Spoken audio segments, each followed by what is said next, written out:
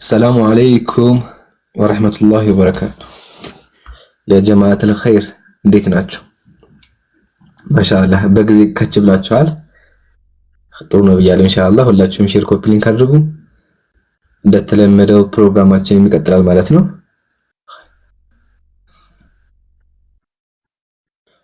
አህለን ጀዛኩሙላህ ወአለይኩም ሰላም ወራህመቱላሂ ወበረካቱ። እሺ በቁርአን ጀምረዋለን። እስከዛው 2 ደቂቃ ኮፒ ሊንክ ሼር አድርጉ። እሺ ሁላችሁም በደምብ ሼር አድርጉ። አይ ቲንክ ሁዘይፋ ገብተሃል አይደል? ሁዘይፋ አለ ورحمة الله وعليكم السلام ورحمة الله. إن شاء الله تفضل. طيب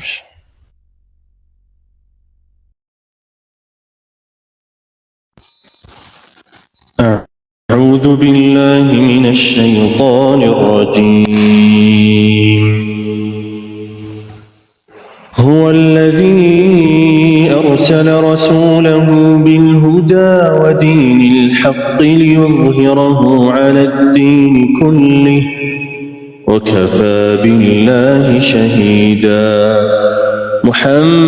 محمد رسول الله محمد رسول الله والذين معه أشداء على الكفار رحماء بينهم تراهم ركعا سجدا يبتغون فضلا من الله ورضوانا سيماهم في وجوههم من أثر السجود ذلك مثلهم في التوراة ومثلهم في الإنجيل كزرع أخرج شطأه فآزره فاستغلظ فاستوى على سوقه يعجب الزراع ليغيظ بهم الكفار وعد الله الذين آمنوا وعملوا الصالحات منهم مغفرة وأجرا عظيما.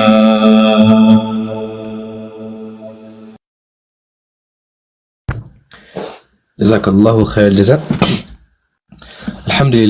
الحمد لله والصلاة والسلام على رسول الله وبعد በድጋሚ السلام عليكم ወራህመቱላሂ ወበረካቱ።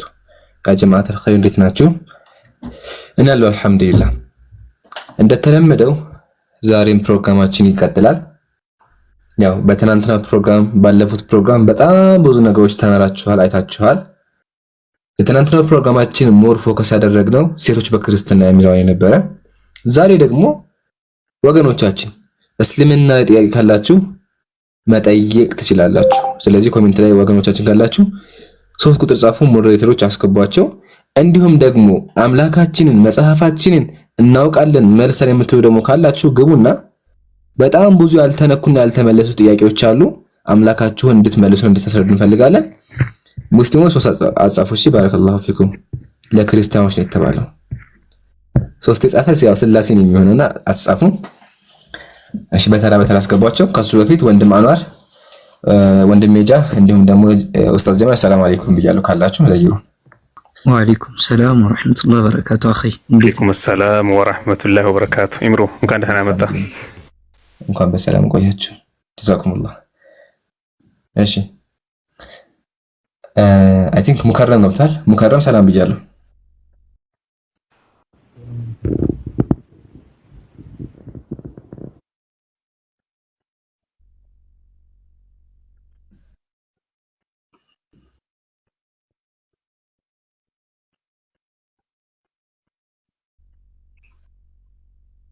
እሺ አውዱት ለቀጣይ አስገቡ።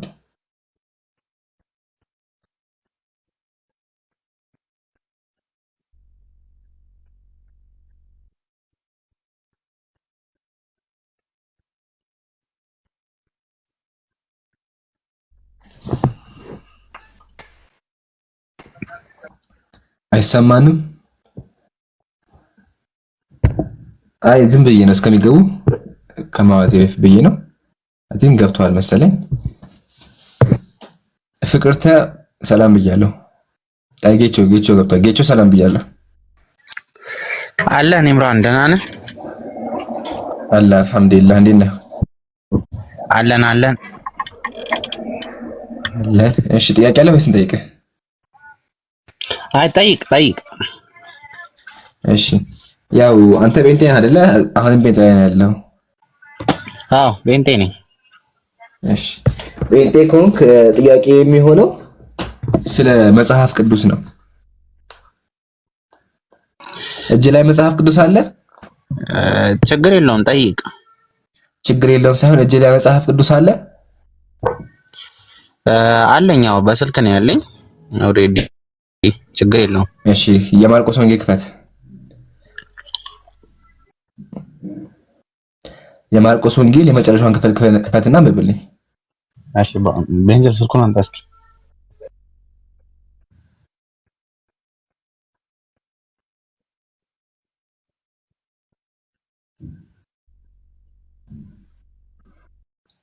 ልኳል ያስመጣ። የማርቆስ ወንጌል ስንት ነው? መጨረሻ ላይ የመጨረሻውን ክፍል ኦኬ ማርቆስ ወንጌል እሺ 16 ስንት? 16 ቁጥር 8 8 እሺ አንብበው።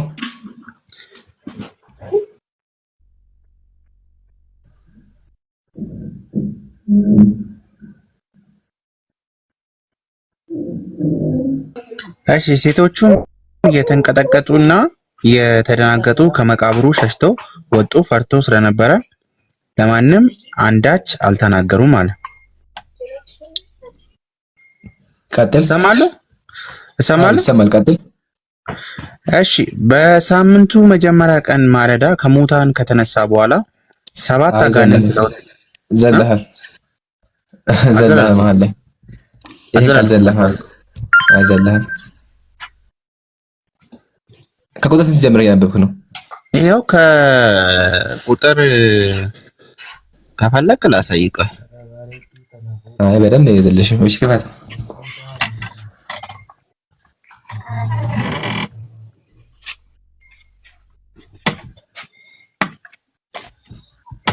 ይኸው እሺ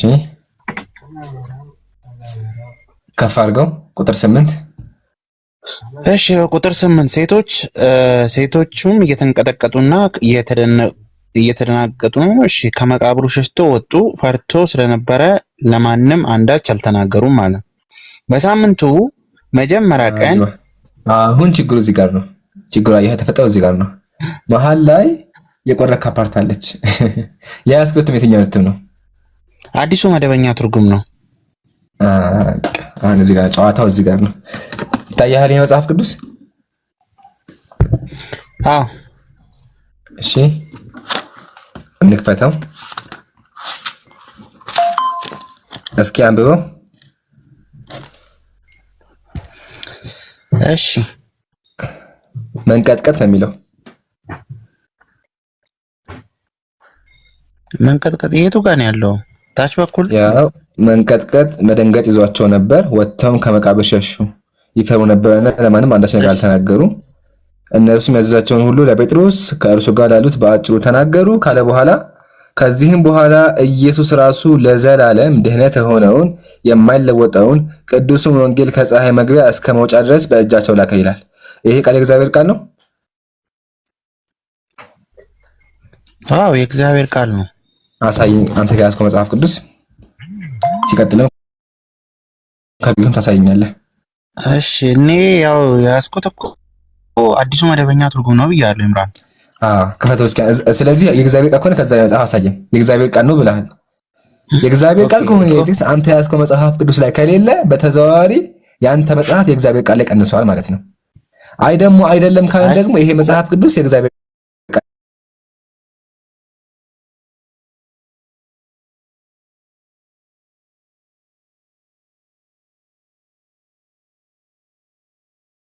እርሷም ሄዳ ከእርሱ ጋር የነበሩትን እያዘኑ ሲያለቅሱ አገኛት።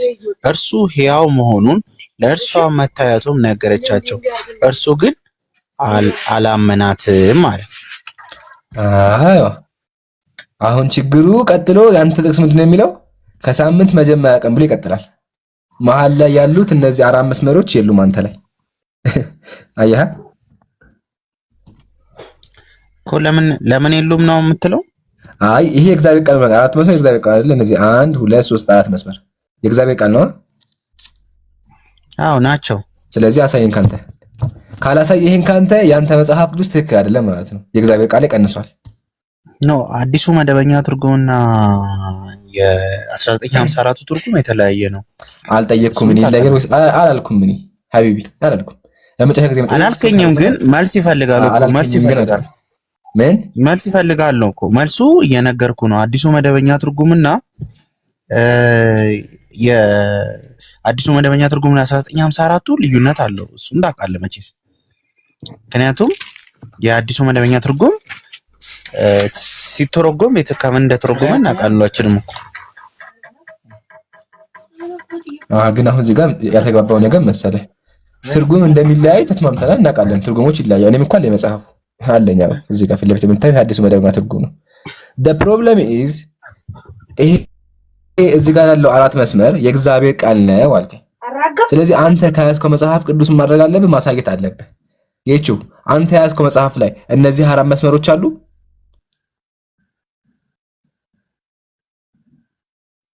ጌታቸው ኤኒዌይስ በቃ ችግር የለውም። ችግር አለው ጌቹ ኖ እሺ በቃ አይደለም ሀቢቢ ላ የእግዚአብሔር ቃል ላይ የተቀነሰ መጽሐፍ ቅዱስ ላይ የቀነሳችሁም ችግር የለው አትበለኝ። መቀነስ አይደለም አራቱ መስመር ቆይ መቀነስ አይደለም። አንተ ያዝከው መጽሐፍ ላይ አለ።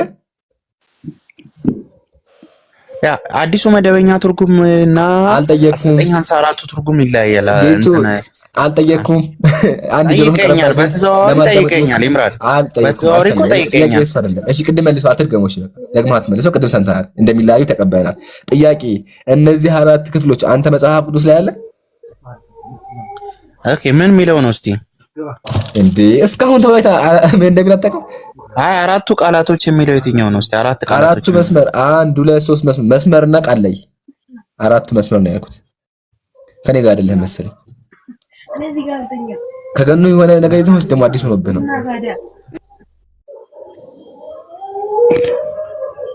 ይገርማል። እስካሁን ተከራክረን ቦታውን አያውቀውም። አያችኋ? ለዚህ ነው መጽሐፍ ቅዱስ ተበርዟል የምንለው። ቄሱ እየመረጠ እንደመለዘ ይጨምርበታል፣ ይቀንስበታል። ከመበረዙ ጋር ሳይሆን ከመበረዙ ጋር ሳይሆን አልጠየቅኩም እኔ እባክህን። አሁንም ደግሜ ለመጨረሻ ጊዜ ጠይቀህ እነዚህ 1 2 3 4 መስመሮች አንተ መጽሐፍ ቅዱስ ላይ አሉ ወይስ የሉም? ያ እኔ ቼክ አረጋቸዋለሁ። በቃ ኤኒዌይስ እኔ ያለኝ 19 እንትን ነው አረጋቸዋለሁ። አይደለም አሉ ወይስ የለም የተባልከው? ቼክ አረጋቸዋለሁ ማምለጫ ነው። አሁን አንተ በምትነግረኝ ነገር አላምንም እኮ። በቃ ጌቹ እናመሰግናለን። በቃ ሚውት አድርግ። አያረ የለም በቃ ቼክ አረጋቸዋለሁ። ተካራከ ቼክ አረጋቸዋለሁ። ስለዚህ ያንተ መጽሐፍ ቅዱስ ቀንሷል ወይም ይሄኛው ጨምሯል? በሁለቱም ብትሄዱ ቄሱ እንደሚጨምር ማረጋገጥ እንችላለን። እናመሰግናለን። ተምረህና እሺ ፍቅርተ ሰላም ብያለሁ። ከላይ ያለሽው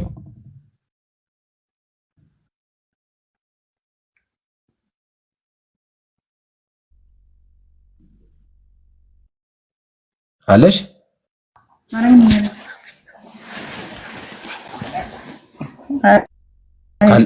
ሰላም ብያለሁ።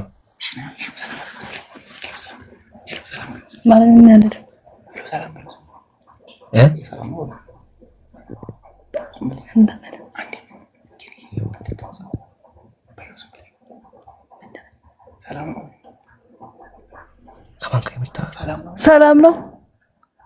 ሰላም ነው።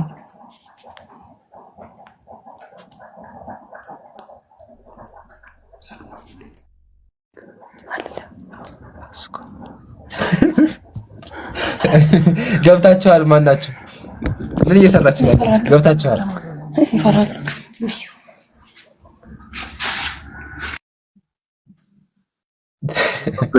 ጉድ ነው። እየተገባበዙ ነው እየተራለው ምናምን ነገር ሰላም ቢሆን ይላታል። ሰላም ፍቅርተ ሚወታሽና ችግር የለው አውሩን። ሁለታችሁም ማሩ።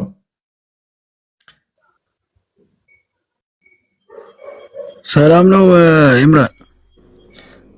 በረከት ተረኛ አይደለህም። ሚውት አድርገው። ተራ ሲለቅልህ ታወራለህ። ሁለት ጊዜ ሚውት የምትደረግ ሶስተኛ ካነሳ ትወርዳለህ። ተራ ሳይደርሳችሁ አታውሩ።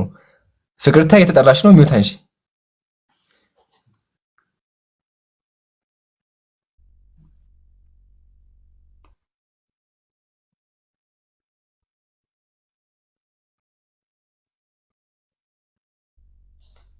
እሺ እናመሰግናለን። ስራው ነው ሲጨርሱ ነው። አንተም ተረኛ አይደለም። እሺ በረከት ሰላም ብያለሁ።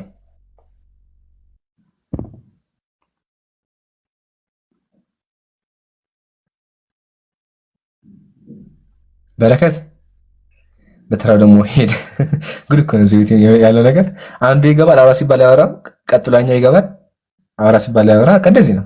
አንተ ምን አውረድ። እሺ ጌታቸው ሰላም ብያለሁ። የጀማ አፖሎጂቲክስ የሚለው አካውንት ብሏልሽ። ሰላም ናችሁ? አለን አልሐምዱሊላህ ሰላም ብያለሁ። ከየት ቤተ እምነት ነህ? አለን ነው ኦርቶዶክስ። እሺ አንዴ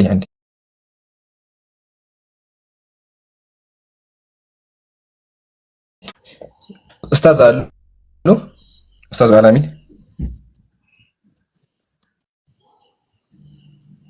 ኦኬ የሉም። ብቻ ግን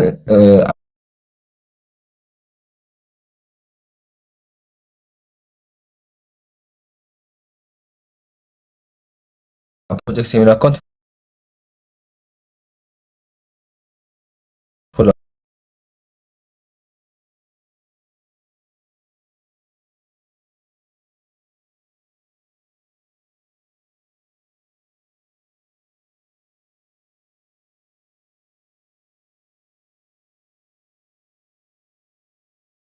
ናችሁ። በእኛ አስተምሮ ሳይሆን እውነታውም ነብዩ ሰለላሁ ዐለይሂ ወሰለም ትክክለኛ ነብይ ናቸው። ኦኬ በጣም ጥሩ። ነብይ ማለት የወደፊቱ የሚተነበይ ይመስለኛል። የሚተነበይ ብቻ ሳይሆን ሰዎችን የሚያስተምር ወደፊት ይሆን። ኦኬ ገባኝ። ያው ትንቢት ማለት ያው ተንበይ ማለት ነው። ወደፊት ይሆናሉ ብሎ ከተናገሩት እና ካደረጉት ነገር አንድ ብትነግረኝ። በጣም ብዙ አሉ። በጣም ብዙ አሉ። ከነሱ መካከል እሺ አሁን ሐዲስ ከፍተን እያንዳንዱን ትንቢት እንመለከት። ነብዩ ሰለላሁ ዐለይሂ ወሰለም በጣም ብዙ ሐዲስ ላይ ብዙ ትንቢቶች ተናግረዋል። በጣም ብዙ ትንቢቶች ከነብይነት መስፈርት ራሱ አንዱ ምንድነው? አንድ ነብይ ትንቢት ተናግሮ የተናገረው ትንቢት ይፈጸማል። እሺ ነብዩ ሰለላሁ ዐለይሂ ወሰለም ሙስነድ አህመድ 18957 ላይ ነብዩ ምን አሉ? ለቱፍተሐነ አልቁስጠንጢንየቱ አሉ። አይሁዳውያን፣ ከሃዲያን፣ ጣዖት አምላኪያን ክርስቲያኖች ነብዩን ከበዋቸው ሳለ ሊያጠፋቸው ማለት ነው በጭንቅ ሆነው ምን አሉ? ለቱፍተሐነ አልቁስጠንጢንያ አንድ ከተማ ደካማ ናቸው እንግዲህ አስቡት። እዛ ላይ ሆኖ ምን አሉ? ለቱፍተሐነ አልቁስጠንጢንያ ኮንስታንቲኖፕል የዓለም ዋና ከተማ ትከፈታለች፣ የሙስሊሞች ትሆናለች አሉ። ወለኒዕመል አሚሩ አሚሩሃ እሷን ድል የሚያደርገው ንጉስ ምንኛ ያማረ ንጉስ ነው። ወለኒዕመል ጀይሹ ዛሊከል ጀይሽ ወታደሩስ ምንኛ ያማረ ወታደር ነው አሉ። ስለዚህ በዚህ ትምህርታቸው ምን ተናገሩ? ኮንስታንቲኖፕል ቆስጠንጢንያ የሙስሊሞች ሀገር እንደምትሆን ተናገሩ። ቆስጠንጢንያ ማለት ደግሞ በዛ ሰዓት የዓለም ዋና ከተማ የዓለም እምብርት ናት። ኢሮፕን ከኤዥያ ጋር የምታገናኝ የገበያ እንዲሁም ደግሞ ከንግድም ደግሞ አልፎ የእምነት ሀገር ናት። ማለትም እያንዳንዱ የእናንተ ቸርች ፋዘሮች ብትመለከት፣ የቤተ ክርስቲያን ባዎች ብትመለከት የነሱ አገር ሴንተር ናት። እና ነብዩ ይህን ትንቢት ከተናገሩ በኋላ ከ1400 ዓመት በፊት ኮንስታንቲኖፕል የነብዩ ሰለላሁ ዐለይሂ ወሰለም ሀገር የሙስሊሞች ሀገር ሆኖ ስሟ ማን ሆናል? ኢስላምቡል ሆናል። ሙሐመዱል ፋቲህ የተባለው የኡስማንያ የጦር መሪ ጀግናው ምን አደረገ? የሙስሊሞች አገር አድርጎ ከሃዲያንን አስወገዳቸው ማለት ነው። ስለዚህ ሰደቀ ረሱሉላህ የነብዩ ቃል ፍጻሜውን አገኘ።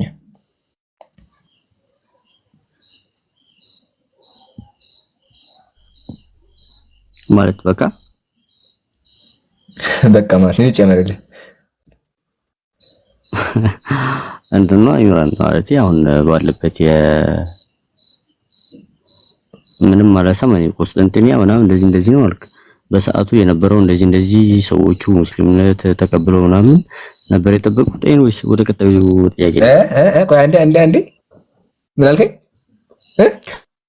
ጆሮዬ ነው ድገሞ ጆሮ አይደለም ድገሞ በትክክል ነው እንዴ ቀላል ደግሞአሉ እንዴ ኢምራን እሺ ድገሞ ቆስጠንጢንያ የሙስሊሞች ሀገር ትሆናለች ብለህ ነበር አይደል ማለት ያው ነብዩ ነው ያሉት እሺ እኮ አዎ ግን ሰዎቹ እንደዚህ ተቀብለው ምናምን አላልክም እና እንደተቀበሉ ምናምን ደግሞ አላሳየኝም አሉ እንጂ ሰዎቹ ተቀብለዋል ምናምን የሚለው ነገር አላሳየኝም ሲቀጥል አረብኛ ነው አላሳየኝ እኔ አረብኛ ምን እንደሆነ አላውቅም እሺ ሶፉን ማለት ስድብ ምናምን አይደለም ስለማልረዳው ነው አለማወቅህ እንትን አታስብ ችግር የለም ጌቾ ግን እንደው ሜቢ አረበኛውን ብቻ ጆሮ ሰምቶት ነው እንጂ ወደ አማርኛ ትርጉም ይል ነበር አንደኛ ሁለተኛ ኢስታንቡል ሄደህ ማየት ትችላለህ ኢስታንቡል የምትባለው ከተማ ስሟ ትርጉሙ ምንድነው ኢስላምቡል ማለት ነው የኢስላም በር ማለት ነው የድሮ ስሟ ማለት ቆስጣንጢንያ ነው خلاص አራት ነጥብ ሁለተኛ ደግሞ ሰዎች ሙስሊም ሆናሉ አላልኩም እኔ ጆሮ ከሆነ ገበጥ የተናገረው አላውቅም እንደዚህ አይነት ፖይንት አልተነሳም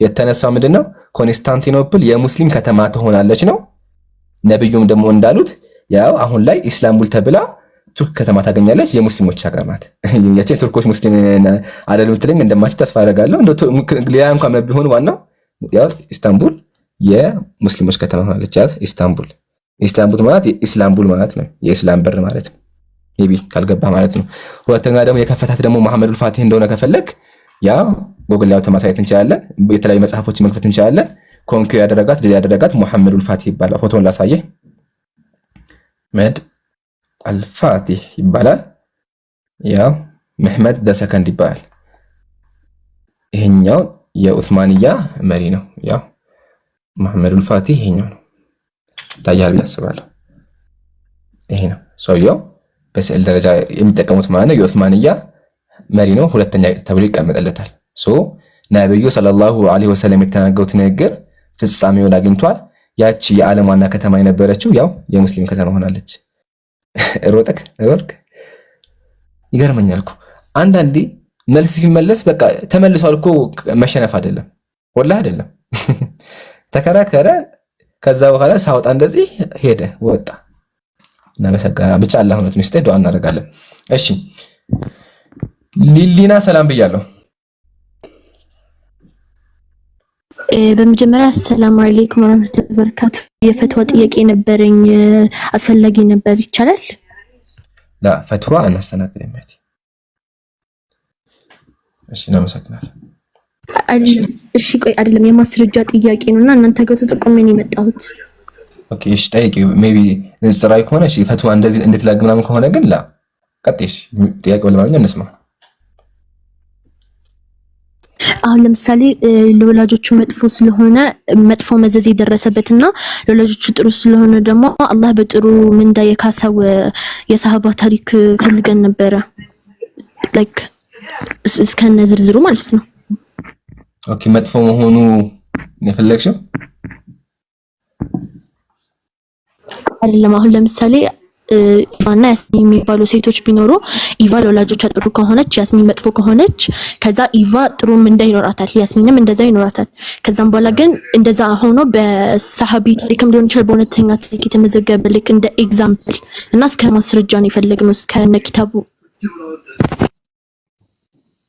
ሜቢ እሺ ያው የሐዲስ ጥናት ነው ይሄ ሜቢ የፈለግሽው ነገር ከሱሐቢዎች መካከል ለቤተሰቡ መጥፎ ሆነ የሚል እስካሁን አላየሁም እንደዛ የሚል ሐዲስም ካለ በቀረበት ምን ቢረስቸው ማለት አላስታውስም የምታዩ ካላችሁ ኢንሻአላህ ኮሜንት ላይ ጻፉላት ግን በእስልምናችን የእናት ሐቅና የአባት ሐቅ በጣም ከባድ ነገር ነው ዙልምም መበደልም ሆነ ኢቭን በምንም ነገር ቢያዙ መታዘዝ አለበት እኛ እንኳን የማንወደው ቢሆን መታዘዝ አለበት ምን ሲቀር በመጥፎ ነገር ብቻ ሲሆን አምላካችን ቁርአን ላይ ፈላ ተጥዒሁ መብላ አስቀመጠው ክህደት ብቻ ከሆነ ነው የከለከለው ከዛ ውጭ ግን የቤተሰቦችን ትእዛዝ መታዘዝ አለብን ለቤተሰቦች መጥፎ ነገር ማድረግ ያስጠይቀናል ግን ከሷሃቢ ያልሽው እኔ እስካሁን ሷሃቢ ሐዲስ እንደዛ አደረገ የሚል አልቀራም አላውቅም ሻለ የሚያውቁ ሰዎችን ጠይቂ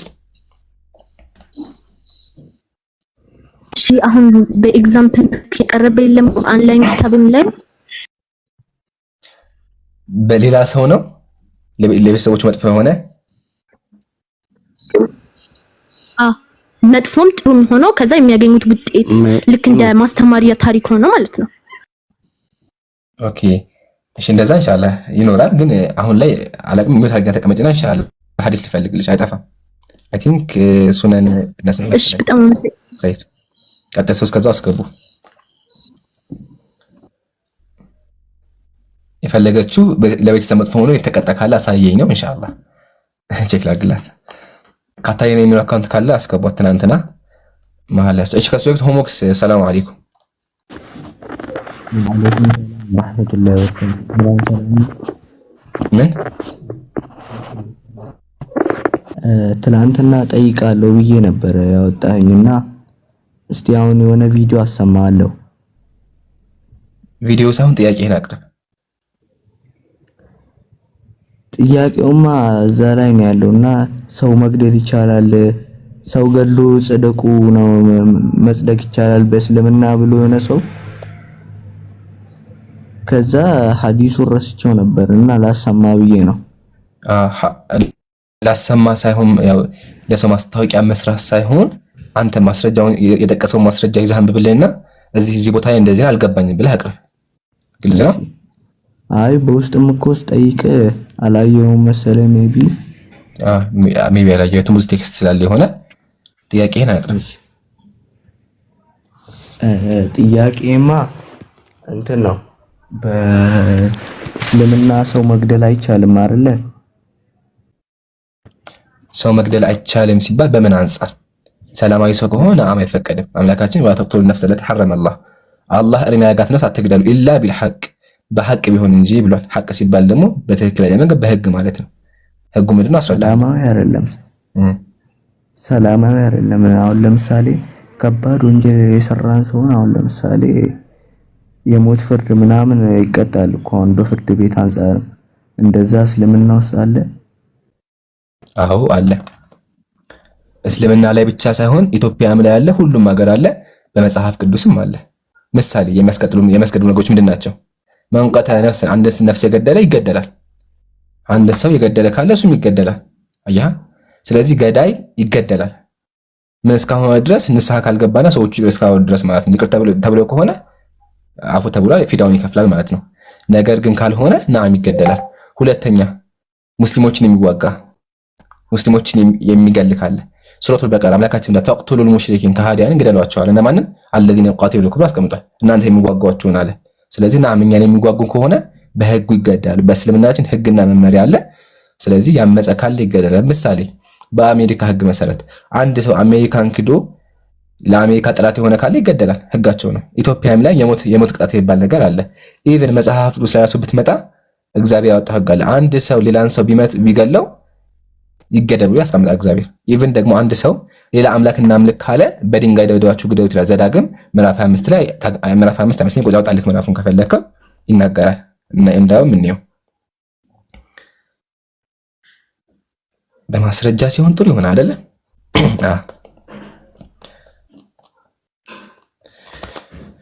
ያው ነገር ግን ፈጽመህ ግደለው፣ እርሱን ለመግደል በፊት የአንተ እጅ ከዚያም በኋላ የህዝብ ሁሉ እጅ በላዩ ትሁን ይላል። ስለዚህ ከሃዲ ከሆነ በእግዚአብሔር ህግ መሰረት ይገደላል። ክህዶ ደግሞ ሰዎችን ሌላ አምላክ እናምልክ ካለ ያስገድለዋል። አዎ አለ በክርስትና። በእስልምናችንም ደግሞ አንድ ሰው ህጉን ከጣሰ ዳኛው ራሱ ፍርድ ይፈርድበታል። እሺ በቃ ግልጽ ነው።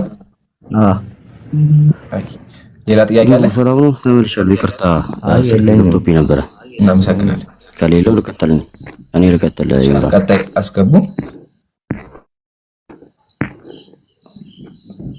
እሺ ከስራ ያለው አድ የሚለው ሰላም ብያለሁ።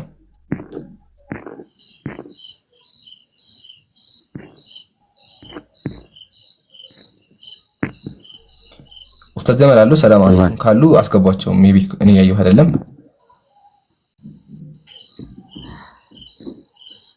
አይሰማም። ሞዴሬተር እስኪ ጻፉልኝ። ኡስታዝ ጀማል ቴክ ኔትወርክ ይዟቸዋል።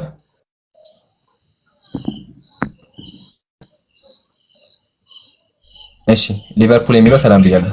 ወይኔ አስገባ ወይኔ በስታት ሙስሊም ነው ወንድሜ? ወይኔ ያለከሰላስ እሺ አይ ቲንክ ሙስሊም ነው። እሺ አታስብ። ጀዛከላ ክርስቶስ ሰላም ብያለሁ። ይምራን አይሰማም ይሄ እንዴት ነው?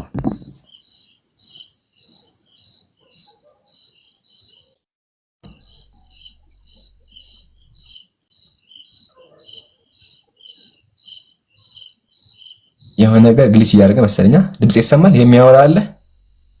ሰማለህ? አዎ ቅድም አንቺ የሚያወራው ነው ግን ያው ዝም ማለት የተደበቀ ሰው አለ። ቆይ አንዴ አሳውቁኝ። ስድብ ነው የሚሳደብ ሰው ነው ያለው?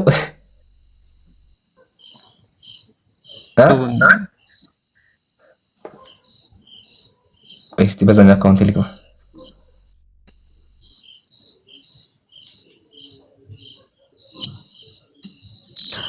ይምራ አይሰማችሁም ነው አንድ የሚለው አካውንት መሰለኝ። ደግሞ የሆነ እንትን የእንስሳ ድምጽ ነው ያለው። አራሩዱት ናውረድ የተደበቀ ሰው ካለ ሁሉ ያስገብቶኝ ነው። ቆይ አንዴ ሞዴሬተር ሰው አታስገቡ። አንዴ ቆይ ሰው አታስገቡ። አንዴ ገስቱን ይስተካከል። የሆነ ሰው ተደብቆ የሆነ ጫካ ውስጥ የሚያወራን ሰው አለ።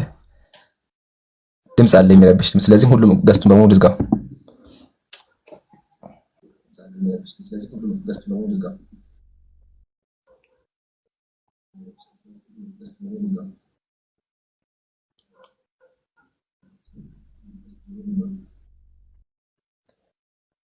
እሺ አሁን አለ? አሁን ጠፋ። ማሻአላህ አያቸው። ይሄን እንዳባከው ሰው ጫካ ውስጥ ነው ያዳምጣል። ማሻአላህ ብላል። እሺ አስገባሁ። ሞዴሬተር መልሷቸው፣ ወንድሞችን መልሱ፣ ወገኖችን አስገባቸው።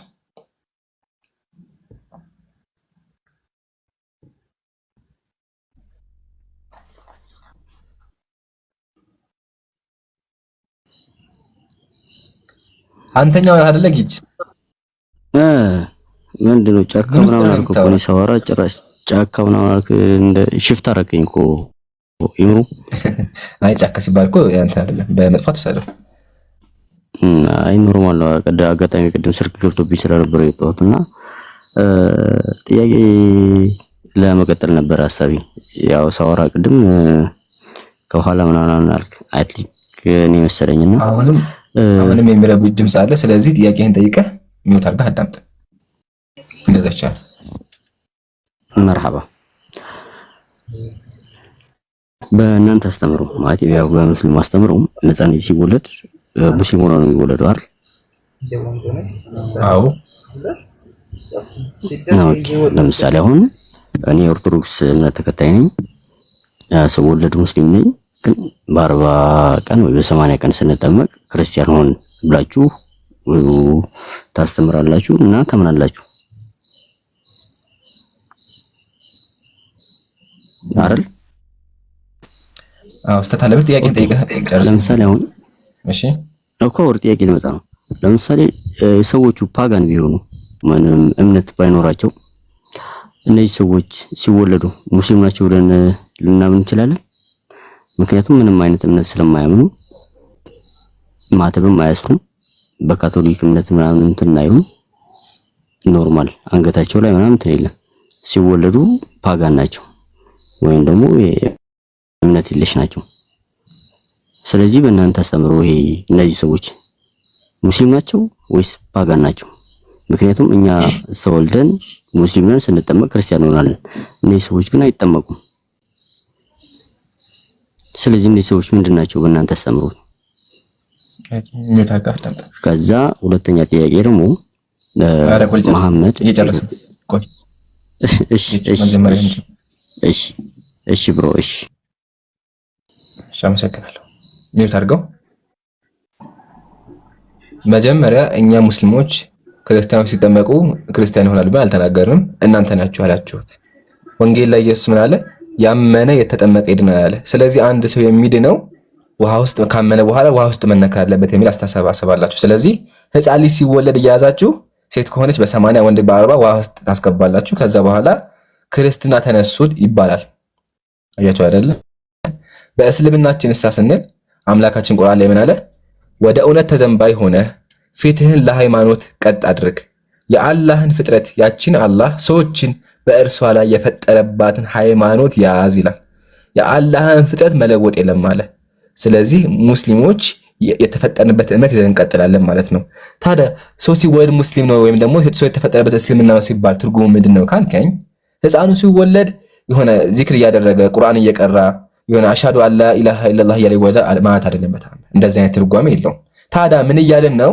ፊጥራ ተፈጥሮ ራሱ ሲፈጠር ለአንድ አምላክ ክፍት ሆኖ አንድ አምላክ የሚወደው ውስጡ ራሱ ተፈጥሮ እንደዛ የሚፈጥረው። ሁለተኛ ደግሞ ሙስሊም ለመሆን ሸሃዳ ወይም ደግሞ የሆነ ቃል መያዝ አይጠበቅበትም ነው። ለምን? የተወለደው ራሱ በትክክለኛው መንገድ ስለሆነ። የትኛውም ሰው ብትጠይቀው እንደ የፈለገ አገር ብትሄድ የሆነ ፈጣሪ እንዳለ ውስጡ ይነግረዋል።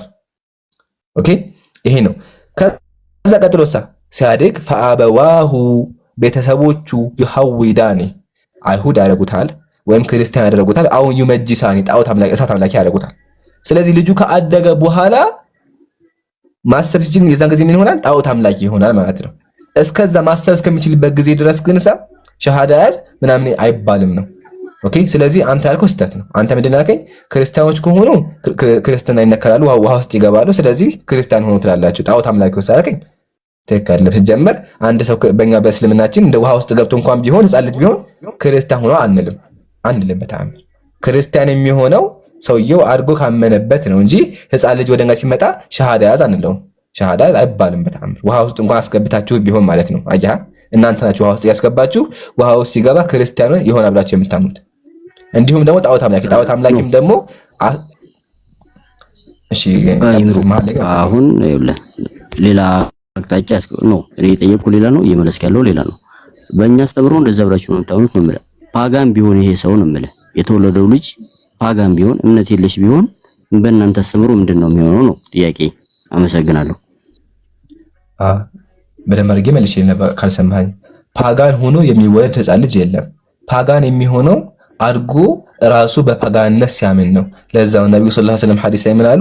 ፈአበዋሁ አባቶቹ ዩሐዊዳኒሂ አይሁድ ያደርጉታል፣ ክርስቲያን ያደርጉታል፣ ወይም ደግሞ ጣዖት አምላኪ ያደርጉታል፣ ፓጋን ያደርጉታል አሉ። እሳት አምላኪ ያደርጉታል። አያ ስለዚህ እሳት አምላኪ የሚሆነው ልጁ መቼ ነው? ማሰብ ችሎ እሳት አመልካለሁ ሲል ነው። እስከዛ ድረስ እሳት አምላኪ አይባልም፣ ወይም ደግሞ በትክክለኛው መንገድ ላይ ነው ያለው ማለት ነው። ግልጽ ነው። ከሆነ ጊዜ በኋላ ሸሃዳ ያዝ አይባልም። ኦኬ፣ ግልጽ ነው። ይሄ ልጅ ግን አሁን ሸሃዳ ሳይዝ ክርስትናም ሳይሆን በፓጋንነት የተወለደው ዝም ብሎ ቢሞት አሁን ይሄ ልጅ ወዴት ነው የሚገባው? ምክንያቱም ሸሃዳም አልያዝም። ምክንያቱም ሸሃዳ ያዝ አይልም፣ ሙስሊምነት አያስገድድም። ስለዚህ ይሄ ፓጋን ሆኖ የተወለደው ልጅ በቤተሰቦቹ እንትን ብሎ ቢሞት መጨረሻው የት ነው የሚሆነው? በጣም ጥሩ። የትኛውን ቤተሰብ የተወለደ ሕፃን ልጅ ሕፃን ሆኖ ከሞተ በጥቅል ደረጃ የጀነት ነው። ማስረጃ ኡምደቱል ቃሪ ተመልከቱ። አነሁም ፊል ጀና ሕፃናት ሲሞቱ የጀነት ናቸው። ወሁወ አልመዝሀቡ ሰሒህ ብሎ አስቀምጧል። አልሙኽታር ቁርአንና ሐዲስ የተናገረው ትክክለኛው ብሎ አስቀምጧል። ስለዚህ በጥቅል ደረጃ አንድ ሕፃን ልጅ ከሞተ የጀነት ነው። ሕፃንም ከሆነ ይሄ ክርስቲያንም ከሆነ የክርስቲያን ቤተሰብ ከሆነ የሙስሊም ቤተሰብ ከሆነ ይሄን ያዝ። ግን ደግሞ በእስልምና ምን አለ? ኢምቲሃን የሚባል ነገር አለ። የውመል ቂያማ አምላክ አላህ ሱብሓነሁ ወተዓላ ሲቀሰቀሳቸው ትልቅ ነው የሚቀሰቀሱት። ትልቅ ሰው ነው ይቀሰቀሳሉ። ሲቀሰቀሱ የውመል ቂያማ ኢምቲሃን አለ፣ ፈተና አለ። ስለዚህ አምላክ ይፈትናቸዋል። ፈተናውን ካለፉ ጀነት ይገባሉ፣ ፈተናውን ከወደቁ ደግሞ ገሃነም ይገባሉ። ይሄ ደግሞ እንደ ሐሳብ ያዘው። ስለዚህ በጥቅል ደረጃ የትኛውም ሕፃን ልጅ ሲሞት የጀነት ነው። እርግጠኛ ነህ? አዎ። ወደ ራስ ተመለስ። እንደዚህ የሚባል ነገር አለ? አዎ አለ። ወደ ራስ ተመለስ። ደስ ይላል። እንግዲህ እሺ ያስቃል። ማስረጃ የለም ብላችሁ አስባችሁ ከሆነ አንተ አይሆንም የለም። ኧረ እንደዚህ የሚባል ነገር የለም። ሙስሊም ነህ ደረጀ? እንግዲህ እኮ ነው ይገርመኛል እኮ ከኋላ የመጣን ያወጣ ይባላል። አንተ ሙስሊም ነህ ምንድን ነህ? እንደዚህ የሚባል ነገር የለ። ደስ ይላል። ታዲያ በምን አወቅህ እንደዚህ አይነት ነገር እንደሌለ? እንዴት እንደዚህ ይባላል? እንዴት ህፃን ሆኖ ሲሞት ወደ ገነት ይገባል ወደ ጀሃነም ምናምን ትላለህ? አረ ጀሃነም አልኩም አሉ ጀሃነም አልኩም ገነት አልኩ እኮ ገነት እናንተ ገነት ማለት ኦኬ ገልብጣ ሆነ ሜቢ እንደዛ ከሆነማ ማለት ያለበት እሳት ነው። ለምን ሲገለበጥ የእናንተ እሳት ነው። ክርስቲያን ነው ህፃናቶች ሲባሉ እንዳሉ ምናምን አልክ። ተጠምቆ ከሞተስ ሜቢ መጠመቁ ክርስቲያን አያደርገውም። በእናንተ ነው። በእናንተ አስተሳሰብ ክርስቲያን ለመሆን ለምን ያደርገውም? ጥሩ ጥያቄ ልመልስልህ። ውሃ እምነት አይሆንም ሐቢቢ። ቄስ ውሃ ውስጥ ለምን 100 ጊዜ አይነግርህም? እምነት አይሆንም። ከፈለገ ይዘፍዝፍህ። የለም እንደዛ ይባል ነገር የለም። አንድ ሰው በልቡ ነው የሚያምነው እንጂ ውሃ ውስጥ መነካ አይጠበቅበትም። እናንተ ናችሁ ምን አላችሁ? አንድ ሰው ክርስቲያን የሚሆነው ተይዞ ውሃ ውስጥ መነከር አለበት። ሲነከር ነው። የራስሽ መጽሐፍ ይዘሽ ነው ደረጀ። አንድ በስነ ስርዓት አውራ፣ ሁለት ደግሞ አትረብሽ። ዝም ብለህ አዳምጥ እንዴ። ቪዲዮ ላውጣ እንዴ? ቆይ ላውጣ አንዳንድ ቪዲዮ። ቆይ ኢምሩ እንዴ ቆይ ማለት ዳር ማማል ስለገባው ማለት መዳረብ ኢምራን ቆይ አንዴ ልጠይቅህ ነው። አልጨርሰህ ይሄን አሁን እስከዛ የሚታርገች ሞት አድርጌ ያለው ዝም በል። ማየት አለብን ነገሮች አሉ። እሱን አይተህ ስንጨርስ ነው የምትገባው። እሺ እናመሰግናለን። ያው ቆይ ላይክ ልጨምርላቸው። አይ ቲንክ ፕራይቬት ስለሆነ ብዙ ግራስ ሊያስቸግራቸው ይችላል። ቲክቶክ እንዳይዘጋብኝ ይዘጋል። ቲክቶክ ይዘጋል። እንደዚህ ነገር ቲክቶክ ይዘጋል። ኤኒዌይ እዚህ ጋርም አለ። ያው እንደዚህ መነካ አለበት ትላላችሁ። በቃ አሁን ክርስቲያን ሆነ ማለት ነው። ሙዚቃ የሆነ ድምፅ አለ እንዴ ከውስጥ የሚረብሽ ነው? ይሄኛው የኛ አይደለም። ኢምራን አንዴ ኦርቶዶክስ ነው ያልከው። እኔ ጥምቀት ነው ያልከው። በኦርቶዶክስ ነው አወጣልህ ቪዲዮ። በኦርቶዶክስም ማለት ትነካላችሁ ውሃ ውስጥ አትረብሽ። እሺ ስለዚህ አያችኋ፣ እነሱ ናቸው ህፃን ልጅ ውሃ ውስጥ ሲነካ እንደ ቅድሙ ታችሁታ። በጣም ነው የሚዘጋው። እኔ ወላሂ ባሳጋችሁ ደስ አይነት ግን ቲክቶክ ራሱ ይዘጋው። እኔ አሁን ያየሁት ደግሞ ሲያስፈራ ኦ ማይ ጋድ አውዝ ቢላህ ያስፈራ። እና እንደዛ ውሃ ውስጥ እየነከሩ ክርስቲያን የሚያጋቸው እነሱ ናቸው በእኛ የሚያስቡት ማለት። በእኛ ግን እንደዛ የሚባል ነገር የለም። አንድ ሰው በልቡ ነው የሚያምነው እንጂ ውሃ ውስጥ ሲነከር ክርስቲያን ይሆናል የሚባል ነገር የለም። ግልጽ ነው። ልጅ ወርዷ መሰለኝ። ጨርሻለሁ። ጌቾ መቀጠል ትችላለህ። ኦኬ አሁን ይሄ እናንተ አስተምሩት አይደል? የኛ አስተምሩት ደግሞ ያመነ የተጠመቀ ይድናል ይላል በመጽሐፍ ቅዱስ። ምክንያቱም አንተ የምታምነው ቁርአን ነው፣ እኔ የማምነው መጽሐፍ ቅዱስ ነው አይደል? አሁን ሲቀጥል መነከሩና የሚለው ነገር ቅድም ላይ ምን አልከኝ? ስድብ ወይም ሌላ ነገር ካልሆነ አልከኝ። ምክንያቱም እኔ እስካሁን በቻልኩት መጠን የተጠነቀቅኩ ነው ያለሁት። አትሊስት የተጠመቀ ያመነ ይድናል እስካለ ድረስ የኔ መጽሐፍ ቢያንስ መጠመቅ የሚለው ነገር ብትይዝ አሪፍ ነው። ሲቀጥል ደግሞ ያላመነ ግን ይፈረድበታል ይላል። which means በእኛ አስተምሮት እናንተ ማለት ነው አይደለ? አሁን ይሄኛው እያለ ጌቾ አንዴ ሁለት ሰበር ዜናዎች ልንገርህ። እኔ ኖርማል እሺ ሁለት ሰበር ዜናዎች ልንገርህ። አንደኛው እዚህ ጋር ሙስሊሞች ማወቅ ያለባችሁ አንድ ሰው ለመዳን ግዴታ ውሃ ውስጥ መግባት አለበት። ውሃ ውስጥ ካልገባችሁ አድኑ። ለምን? ኢየሱስ ያመነ የተጠመቀ ይድናል ያለው አንደኛ። ሁለተኛ ግን የሚያዘው ነገር መሰለህ፣ ይሄን የተናገረው አንድ ቄስ ነው። ቄሱ መጣና አንድ ሰው የሚድነው ውሃ ውስጥ ሲነከር ነው አለ እንጂ የመጽሐፍ ቅዱስ ክፍል አይደለም። የመጽሐፍ ቅዱስ ክፍል እንዳልሆነ አሳይካለሁ። የሆነ ቄስ ነው መጥቶ ውሃ ውስጥ ተነከሩ ብሎ አሁን ድረስ ያስነከራችሁ ያለው። ሶስተኛ ደግሞ ለምን መነከር ትላለህ? መነከር አይባልም። ቆይ አንዴ አይደለም ጨምሮበት ነው ቄሱን የጨመረው አይደለም የመጽሐፍ ቅዱስ ክፍል። ያመነ የተጠመቀ ይድናል ውሸት ነው። የለም እንደዛ አይመልክስ። ኧረ በመድኃኒዓለም መጽሐፍ ቅዱስ ነው እባክህ። ወላሂ አይደለም ጭማሪ ነው ቄሱን የጨመረው። ላሳይክ እስኪ ያሳይኝ። እሺ ሙስሊም ካለ ማስረጃ ያወራል። ወዲያው ነው የማወጣልህ። እስኪ አበባት ከፍ አድርገው እስኪ። እሺ መጀመሪያ አንብቦና ሙሉ ነው ያለው። አምስተኛ በርካታ ሊቃውንት የማርቆስ ወንጌል የመጨረሻዎቹ 12 ቁጥሮች ማርቆስ 16:9-20 ካልተሳሳትኩ እንደዛ መሰለኝ የማርቆስ ወንጌል ክፍል አይደሉም የሚል አቋም አላቸው። ለዚህም በርካታ ምክንያቶች አሉ። እጅግ ጥንታዊና ተአማኒነት ያላቸው የግሪክ ቅጾች ለምሳሌ ኮዴክስ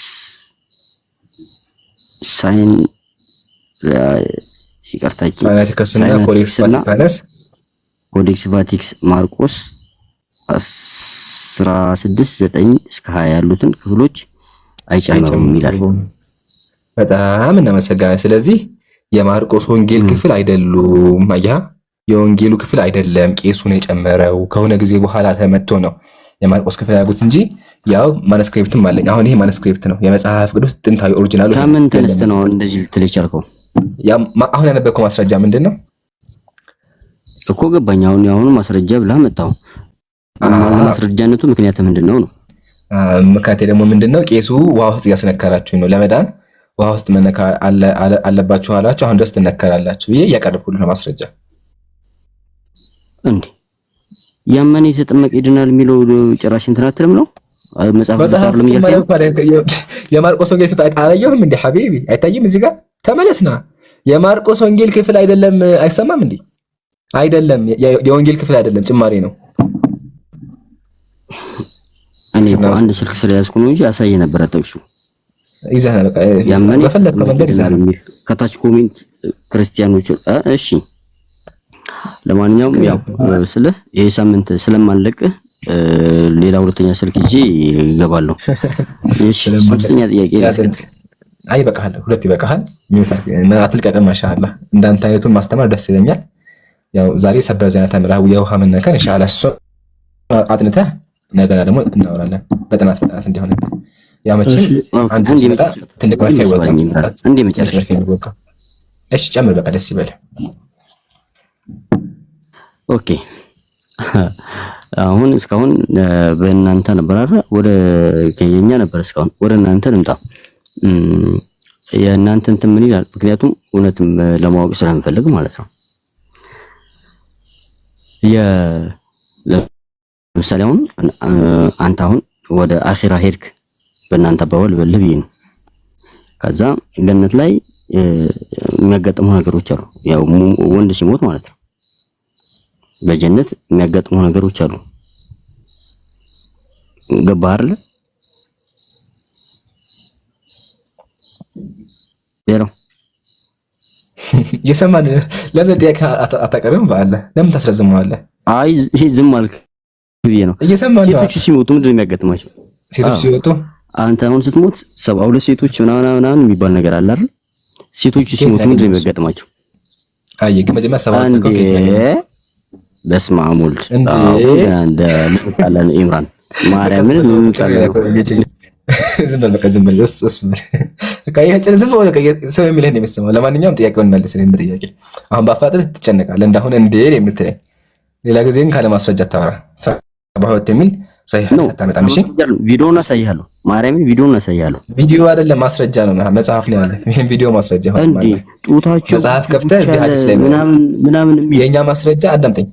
የኛ ማስረጃ የሆነ ቪዲዮ ሳይሆን የተጻፈ ጽሁፍ የነብዩ ሰለላሁ ዐለይሂ ወሰለም እንደዚህ ያለ ቁርአን እንደዚህ ያለ ማስረጃችን ነው ታልካው። ለማንኛውም ኸይር ጥያቄው ምንድነው? አንድ ወንድ ሲሞት በጀነት ብዙ የሚያገኙ ነገሮች አሉና ሴቶች ምን ያገኛሉ የሚል ነገር ነው። ሜቢ እንደ ቁርአኑን አልቀራሁም እንጂ ብትቀራው ቁርአን ሲያስቀምጥ ወንድ ብቻ ብሎ አያስቀምጥም። ሴቶችን ምን ያለው ሱረቱ ነህል ቁጥር 97 በደንብ አድርገህ መዝግብ። ከወንድ ወይም ከሴት ከወንድ ወይም ከሴት። እሺ ምን ተፈጠረ? በጎ የሰራ መልካም ኑሮ በእርግጥ እናኖረዋለን፣ ይሰሩትም ከነበሩት ነገር በመልካሙ ምንዳቸው እንመነዳቸዋለን አለ። ስለዚህ የትኛውም አካል ሴት ወይም ወንድ ሆኖ አማኝ ሆኖ መልካም ስራ የሰራ አምላክ ዘንድ ትልቅ ጸጋ አለው ማለት ነው። ያው አማኝ ሆኖ ከበጎ ስራዎች አንዳች የገባ እሺ አማኝ ሆኖ ከሆነች ከሴቶች በጎ ስራ የሰራ እነዚያ ገነትን ይገባሉ፣ በተምር ፍሬ ያለችን ነጥብ ያክል እንኳን አይበደልም ማለት። ስለዚህ አምላካችን አይበደላቸውም፣ ኢቭን ደግሞ ጀነት ይገባሉ። እነማን? አማኝ ሴትና አማኝ ወንድ። በጀነት ምን አለ ካን ደግሞ ለሁም ፊሃ ማተሽተህ አንፉሱሁም፣ በጀነት ነፍሶቻቸው የሚፈልጉት ነገር በሙሉ አለ አለ። ኦኬ ወተለዙል አዩን፣ አይን የሚመኘው በሙሉ አለ አለ። ስለዚህ አንድ ሴት አማኝ ሆና ጀነት ከገባች የምትፈልገው ጸጋን በሙሉ ታገኛለች ማለት ነው። ኦኬ እንመልከት። ያ ኢባዲ ላ ኸውፉን ዐለይኩም አልየውም፣ ለእነርሱ ባሪያዎቼ ሆይ ዛሬ ቀን በእናንተ ላይ ፍርሃት የለባችሁም፣ እናንተም የምታዝኑ አይደላችሁም ይባላሉ። እነዚያ በአንቀጾች ያመኑ ባሪያዎቼ ፍጹም ታዛዥ የነበሩ ገነትን ግቡ፣ እናንተም ሚስቶቻችሁም ትደሰታላችሁ ትከበሩማላችሁ ይባላሉ። ከወርቅ የሆኑ ሰፋፊ ዝርግ ሳህኖች፣ ኩባያዎች በእነሱ ላይ ይዞራሉ። በእርሷም ውስጥ ነፍሶች የሚከጅሉት ዓይን የሚደሰቱበት ሁሉ አለ። እናንተም በውስጧ ዘላለም ዘውታሪዎች ናችሁ አለ። ስለዚህ ያው እንዳየኸው ለሴትም ለወንድም ነፍስ የሚፈልገው ነገር በሙሉ ጀነት ላይ አለ። ይሄን ይመስላል። እናመሰግናለን። ነፍስ የሚፈልገው ማለት ገነት ከገባ ነፍስ ብቻ አይደል እንደሚሆነው? የስጋዊ ፍላጎት እንዴት ገነት ውስጥ ይካሄዳል ብለህ ታምናለህ?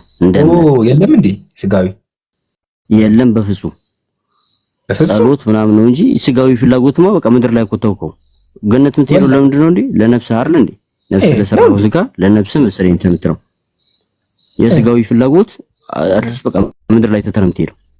እንዴት እንደዚህ ብለህ ታምናለህ አንተ? ግን እንደዛ ከሆነማ ማለት ነው መጽሐፍ ቅዱስን ሳነብ ምን ይላል? እግዚአብሔር ቅዱስ ቤተክርስቲያን ልጆች የሆኑ የእውነት ንስሐ እንዲያደርጉ አዘዘ። በሕይወት ዘመናቸው ከንስሐ እንዳይርቁ አዟል። ይህን ካደረጉ ከጌታቸው ዘንድ ይኖራሉ። ከዛ በኋላ የገነት ፍሬዎች ከማር ወለላ የበለጠ ጣዕም አለው። ይህን ለማግኘት የሚችሉ የቅዱስ ቤተክርስቲያን ስርዓት የሚጠብቁ ናቸው ይላል። የገነት ፍሬ ከማር ወለላ ይጣፍጣል ያገኛሉ ይላል። እዚህ ጋር ደግሞ ማርያም ምን አለች? እዛ ገነት ስገባ የወይን ወንዝ አለ አለች ማርያም። የወይን ወንዝ አለ።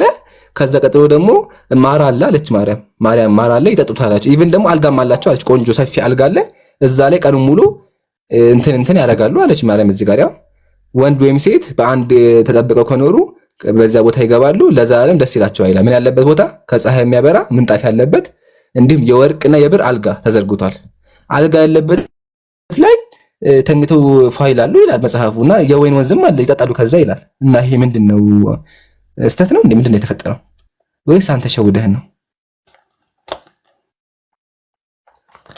እቺም ነው ዝም ብለሃትማ ገባኝ። ቅድም ያመነ የተጠመቀ ይድናል ስልህ የማርቆስ ወንጌል ላይ ቄሱ የጨመረው ነው እንጂ የማርቆስ ወንጌል አይደለም አልከኝ። አሁን ላይ ደግሞ ማርያም እንደዚህ ያለች አልጋ አለበት ምናምን አልከኝ። ይሄ አልጋ አለበት ምናምን የሚለው ቄሱ ስለ አለመጨመሩ በምን እርግጠኛ ነህ? እንደ ቀድሙ ቄሱ ጨምሮት ቢሆንስ እዚህ ላይ ቄሱማ ይሄም እኮ ነው የቄሱ ቀለሜጦስ ቄስ እኮ ነው። ቀለሜጦስ ቄስ እኮ ነው ሀቢቢ። ግን ችግሩ አንተ ታምንበታለህ። የማርቆስን ወንጌል ታምንበታለህ፣ ይሄንም ታምንበታለህ። ስለምታምኑት እዚህ ጋር ምን ይላል? በገነት የጸድቅ ነፍሳት የሚመገባቸው እጽዋት አሉ ይላል። ስለዚህ እጽዋቶች ትበላለህ ሄደህ ገነት እኮ። ቆይ ልንገርህ፣ ቅድም የማምንበት ነገር ስነግርህ ይሄ የማርቆስ ወንጌል ሳይሆን ቄሱ የጨመረበት ነው። ብታምንበትም ደግሞ ምን አልኩ መሰለህ? አንተ ብታምንበትም ግን ቄስ ጨምሮት ነው እንዴ? አትመንበት። ቄሱ ማርቆስ ወንጌል ታምንበታለህ። አሁን ደግሞ ጌቾ ማርቆስ ወንጌል ታምንበታለህ በደንብ መጽሐፈ ቀሌምንጦስ ታምንበታለህ? መጽሐፈ ቀሌምንጦስ ነው ምንድነው? በቃ አልተማርክም ሀቢቢ፣ አልተማርክም። መጽሐፍ ቅዱስ ነው አይደለም፣ አልተማርክም አይደለም። መጽሐፈ ቀሌምንጦስ የሚል መጽሐፍ ቅዱስ ላይ የለም አለ። አልተማርክም። በቃ አልኩህ፣ ይሄን ያልኩህ ምንም አታውቅም። አይውልህ በህይወትህ እርግጠኛ ነኝ መጽሐፍ ምንም አታውቅም አለ። ኦርቶዶክስ ነው መሰለኝ አይደለ? ሰውየው ቄስ ቅድም ቄሱ አለመጨመሩ በምን እርግጠኛ ነህ አልኩ። ቆይ ቄሱ ላይማ ቅድም መለስኩልህ ጌቹ። አሁንም የቄስ ጭማሪ ነው። ይሄም ቄስ ነው። ይሄኛው ቄሱ አለመጨመሩ በምን እርግጠኛ? እንዴት የቄስ ነው? እኔ አጨመረ ማለት ቄስ ነው ተናገራለሁ ጌቹ አይደለም። ማርያም አልጋ ላይ ሞት አድርገን አዳምጠኝ። ሁለቱም የቄስ ሐሳብ ናቸው። እሺ ግን ችግሩ አንተ ታምንባቸዋለህ ነው። መጽሐፈ ቀሌምንጦስ ካላወቅ የመጽሐፍ ቅዱስ ክፍል ነው። ያው እዚህ ጋር ገነት ሄደህ ትበላለህ፣ አልጋ ላይ ተኝተህ ሚስት ጋር ፏ ትላለህ ያን መጽሐፋችሁ። ስለዚህ አንተ ነህ መጽሐፉን መመለስ ያለብህ። የቄስ ጭማሪ እንደሆነማ አዎ የቄስ ጭማሪ እኮ ነው። ይሄም ቢሆን የቄስ ጭማሪ ነው እኮ። የቄስ ጭማሪ ስለሆነ እንዴት መጽሐፍ ቅዱስ ነው ትላለህ ነው የምልህ። ገብቶሃል አይደል? ቅድም እኔ ለማሳመን የማርቆስ ወንጌል አይደለም ጌቾ መጽሐፍ ቀሌምንጦስ ታምንበታለህ አታምንበትም? የመጽሐፍ ቅዱስ አካል እስከሆነ ድረስ አምናለሁ። ነገር ግን የቅድሙ ነው የምልህ። ቆይ ታምንበታለህ? የተግባባን እንዴ? የተግባባን እንድንግባባ እኮ ነው። እንድንግባባ ታምንበታለህ እንዴ? መጽሐፍ ቅዱስ ከሆነ እንዴት አላምንም? በቃ የምታምንበት ከሆነ በገነት የጻድቃን ነፍሳት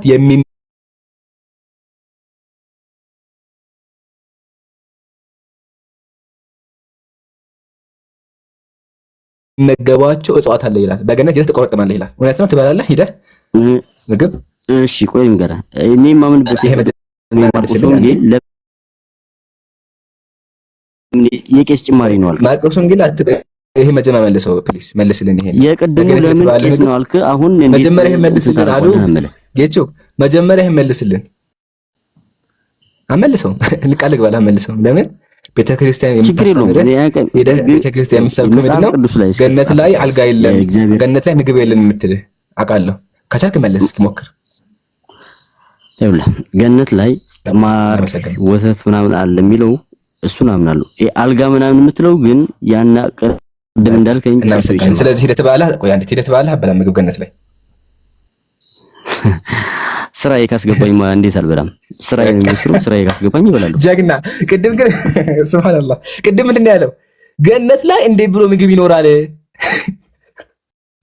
ከዚህ በኋላ ወላሂ እንዳታወራ ከዚህ በኋላ ገነት ላይ ቅድም በራስህ አንደበት እንዴት ምግብ ይኖራል? ገነት ላይ እኮ አምልኮ ብቻ ነበር ያለው አልከኝ። አያው መጽሐፍን ሲከፍትልህ ግን በአንተም አለ። ስለዚህ ዝም በል። በአንተ ሲሆን ቅዱስ በእኛ ሲሆን እኮ ስለምንድን ነው የሚሆነው? ሐቢቢ በአንተ ያው አልጋ አለ ምግብ አለ። ስለዚህ አርፈህ እሱን ብላ። እናመሰግናለን። ምግብና እናመሰግናለን። በቂ ነው። ይገርመኛል ግን እስልምና ላይ ለምንድን ነው ገነት ላይ ምግብ ያለው? ለምን ምግብ ትበላላችሁ አምላካችሁን ብቻ አታመልኩም እንዴ አለ። እንዴት ምናምን ብለው ግን በመጽሐፉ ላይ አምናለሁ እበላለሁ አለ። ስለዚህ አምነህበት ለመከራት ሞክር። ታችሁን አዳምጥ። እሺ ማን የሚቀድመው? አይ ቲንክ ዮናታን ይቀድማል። ሰላም በያለሁ ዮናታን። ሰላም ይመራልን አለን አልሐምዱሊላህ። ከየት ቤተ እምነት ነህ? እኔ ከፕሮቴስታንት ቤተ እምነት ነኝ። ከፕሮቴስታንት። ጥያቄ ነበረኝ። እሺ ኢየሱስ አምላክ ነው አይደለም? በሚገባ።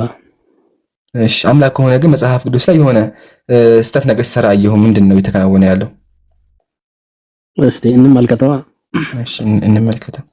እጅ ላይ መጽሐፍ ቅዱስ አለ አለ እጅ ላይ። እሺ ካለ የዮሐንስ ወንጌል ክፈትልኝ።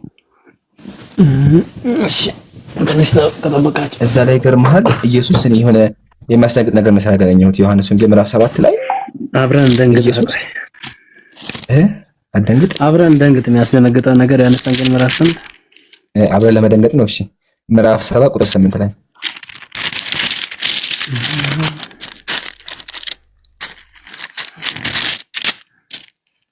ቀስ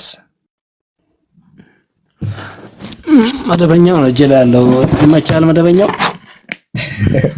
ይመችኝ ይሆን እንግዲህ ይሁን ነው ችግር የለም። ያው ብዙ በርዛችሁታል ግን ይሁን ይሄን የምታነበው ማለት ነው። እሺ ምዕራፍ 6 ምዕራፍ 7 ቁጥር 8 ዮሐንስ ወንጌል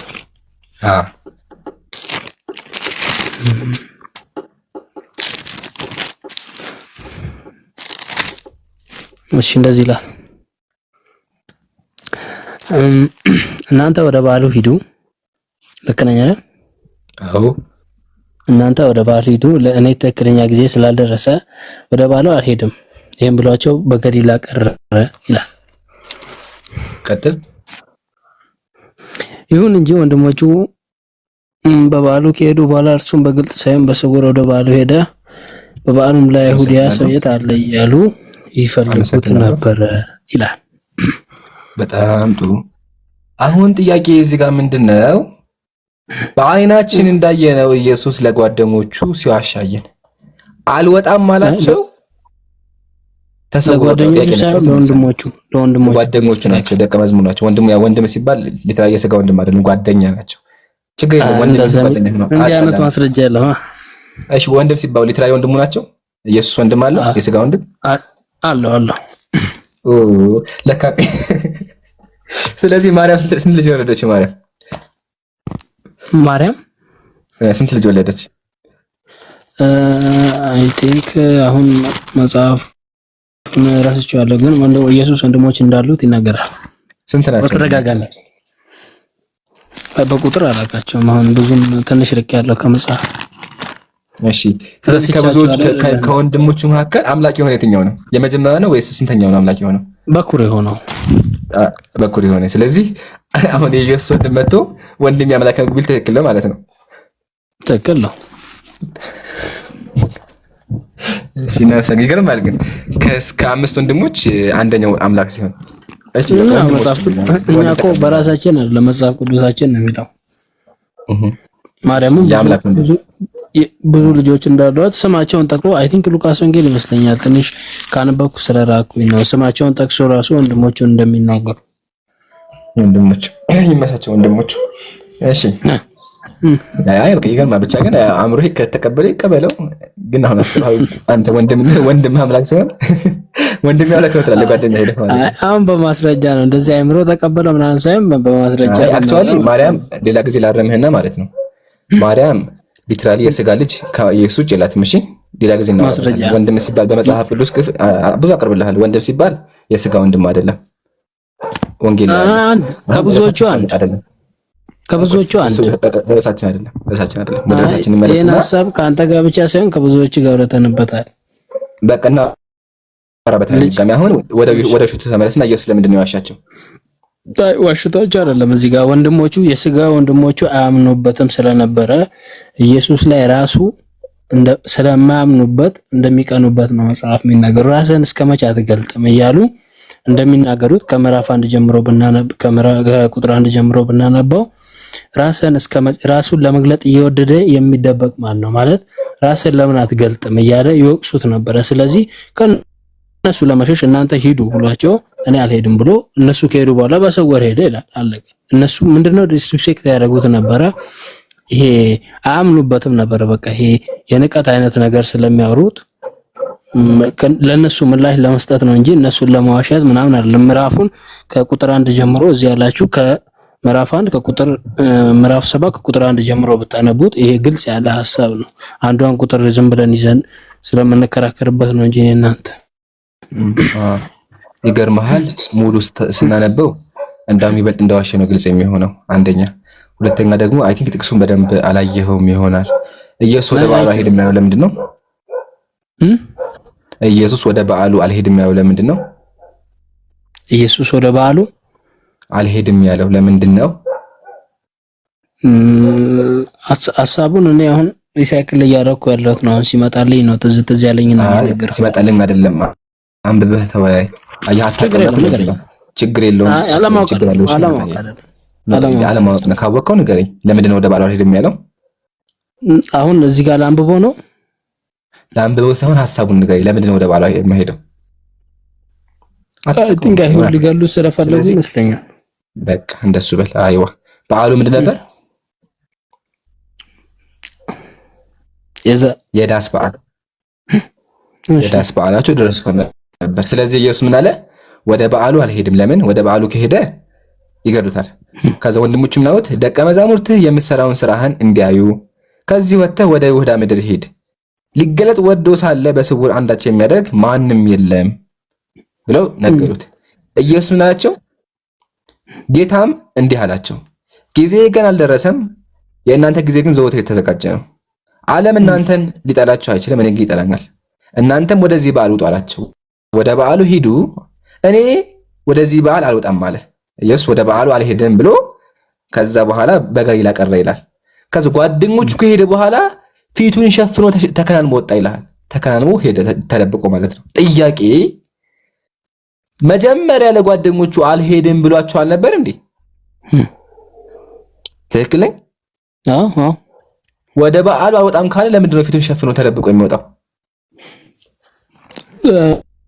ምን አለ መሰለህ ጊዜ ገና አልደረሰም የሚለው ሐሳብ በሉቃስ ወንጌል ምዕራፍ 2 ላይ ይሄን ሐሳብ ለማርያምም ሲናገራት እንሰማለን። እንዲህ አድርግ ሲባል ኢየሱስ ነገሮችን በራሱ ጊዜው እንደሚያደርግ እንጂ አድርግ ተብሎ እንደማያደርግ ነው የሚናገረው። እዚህ ጋር ጊዜ የተባለው ምን ጊዜ ነው?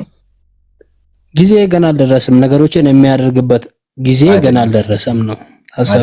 የመሰቀያው ጊዜ እንዳልደረሰ የተናገረ ነው። አይሁዳውያን ምን ሊያደርጉት ነበር የሚፈልጉት? ሊገሉት ነው ራሱን የሚበቃ ነገሮች። ስለዚህ ኢየሱስ ምን አለ? ጊዜ አልደረሰም አለ። ጊዜ የተባለው ምንድነው? የመገደያ ለነሱ የመያዣ ጊዜ ስላልደረሰ ነገሮችን የመያዣ ጊዜ አልደረሰም። አሁን ጥያቄ የመያዣ ጊዜ አልደረሰም እናንተ ሂዱ ካለ በኋላ እኔ አልሄድም ካለ በኋላ ለምንድን ነው ተደብቆ የወጣው? ይሄ እኮ ዲሲቭ ነው፣ ማጭበርበር ነው። እንደዚህ የሚያጭበረብር አካል እንዴት ነው ትክክለኛ ሰው ሊባል? እንኳን አምላክ ነብይ ይቅርና ሰው አይባልም። አምላክ እንኳን ይቅርተው ነብይም ይቅር ሰው አይባልም። ይሄ አጭበርባሪ ነው። ለምን ለጓደኛው እነሱ ለምንድን እነሱ ሂድ ያሉበት ሐሳብና እሱ አልሄድም ያለበት ሐሳብን ደግሞ መረዳት አስፈላጊ ነው። እነሱ ሂድ ያሉበት ሐሳብ ለምንድን ነው? እነሱ ሂድ ያሉበት ለምንድን ነው? የምትሰራውን ስራ እንዲያዩ፣ ደቀ መዛሙርቱ ደግሞ የምታደርገውን ተአምራት እንዲያዩ። ከዚህ ወደ አይሁድ ሂድ፣ ራስህን ግለጥ እየፈለገ በስውር የሚሰራ አይታል፣ ተመልክተሃል። እዚህ ጋር ኢየሱስ ሄዶ ተአምራት እንዲያደርግ እኔ እንዲህ ነኝ፣ እኔ እንዲህ ነኝ፣ እኔ አምላክ ነኝ ብሎ እንዲያውጅ ይሄ ምንድነው? ጊዜው ሳይደርስ በእነሱ ግፊት ነገሮችን እንዲያደርግ ስለገፉት ይሄን አላደርግም ነው። እናንተ ስላላችሁ ጊዜ ስላልደረሰ እኔ ይሄን አላደርግም። ለናንተ ጊዜ ምቹ ነው። ሐሳቡን ቆሎ አልወጣም ብሏል። ቀጥሎ ሐቢቢ ቀጥሎም አልወጣም ብሏል። ወደ በዓሉ አይወጣም። ወደ በዓሉ አልወጣም ካለ በኋላ መጀመሪያ ሐሳቡን እንረዳው ነው። ሞቲቭን እንረዳው ያለበትም ሞቲቭ እንረዳው። ሰዎች የፈለጉት ራሱን ገልጾ መሲህ እንደሆነ ነው። አንተ ያገልጠይገ እኔ መጀመሪያ መልስልኝ። አልመለስኩም እኮ ኢየሱስ ወደ በዓሉ የወጣው ማንነቱን ሊገልጽ ነው። ወጥቶ ደግሞ እንዲያስተምራቸው ነው። እሱ ግን ምን አለ? ጊዜ ግን አልደረሰም ካለ በኋላ እዛው ላይ ምን አለ? እኔ ወደ በዓሉ አልወጣም አለ። አልወጣም ካለ በኋላ ምን አደረገ? በግልጥ ሳይሆን ተሰውሮ ወጣ። አልወጣም አለ፣ ወጣ። ይሄ በአማርኛ ቋንቋ ዲሲቭ ማጭበርበር ይባላል፣ ወይም ማታለል ይባላል። ዮናታን አንተ ወንድምህን ወደ አዲስ አበባ አልሄድም ሂዳ አንተ ብለህ ላከው። ከላከው በኋላ አንተ ተሳፍረህ መልክህን ቀይረህ ብትወጣ ምን ይባላል? ያጭበረበርክ ወንድምህን ሸወርከው ይባላል። አያ የመጽሐፉ ባለቤት ነኝ አይደለ? መጽሐፉን አክቹአሊ አንተ አይደለም፣ ግን ለማንኛውም መጠየቅ ትችላለህ። እሺ መጽሐፉ የአይሁዳውያን ነው። ቀጥል። መጽሐፉ ባለቤት እንኳን አይሁዳውያን እስራኤላውያን ራሱ አሁን እስራኤላውያን እንዳሉ ነው። እዛ ያሉት እስራኤላውያን እንዳሉ ራሱ መጽሐፍ ይናገራል። እንኳን አይሁዳውያንና አንተ እስራኤላዊ አይደለም። እስራኤላውያን አሁን ድረስ አሉ። እነሱ በመጽሐፍ ደግሞ እነሱ ራሱ እስራኤላውያን እንዳሉ ይናገራል። ማስረጃ እሱ ሌላ ሰው ነው። አይ ወላሂ የለም ማስረጃ አይ ስንቶ አለ አይደለም ካላ ሳይ። እሺ አንተ እኮ አንተ መሳይ መጥተህ ቦታውን ንገረኝ፣ እኔ አወጣልሃለሁ። እሺ 2 ሰከንድ ሰጠኛለህ፣ ልግለጠው። ወሰድ የፈለከው ደቂቃ ችግር የለብንም። እሺ እንግዲህ ያለውን ነገር አይታችኋል። ጀማ አንድ አካ አስቡት፣ እንደዚህ አጎ ቢሸውዳችሁ ምን አይነት ሰው እንደምትሉት ማለት ነው። ግን የሚያዘው ነገር እንደዚህ ሸውዶ ወገኖቻችን አምላካችን ብለው አሁን ድረስ ያምኑበታል። እናመሰግናለን። እሺ አቤኒ ሰላም ብያለሁ። አይ ቲንክ ዳዊት ይቀርማል። ዳዊት ሰላም ብያለሁ። ሰላም እንዴት ነህ? ሰላሙን አላመን ተቢዐል ሁዳ። ከየት ቤተ እምነት ነህ? ከጀማዓ ተፋውዱ። እሺ ጥያቄ አለህን? ጠይቅ። እንትን ነው እኔ ብዙ እውቀቱ የለኝም። አንድ ብቻ ጥያቄ ልጠይቅና ወርጄ መልሱን ባዳምጥ ይሻላል ይመስለኛል። ችግር የለብንም፣ ጠይቅ። እሺ በእስልምና እምነት ቁርአን ከአላህ የወረደ ነው ተብሎ ይታመናልና እዚህ አልበቀራ 106 ወይም ቁርአን 206 ላይ ምናልባት ከዚህ በፊት ምን ላይ ሰተበት ከሆነ ዩቲዩብ ላይ ሄጄ ማዳመጥ እችላለሁ፣ ማቋረጥም ትችላለህ። እኛ ማንኛውም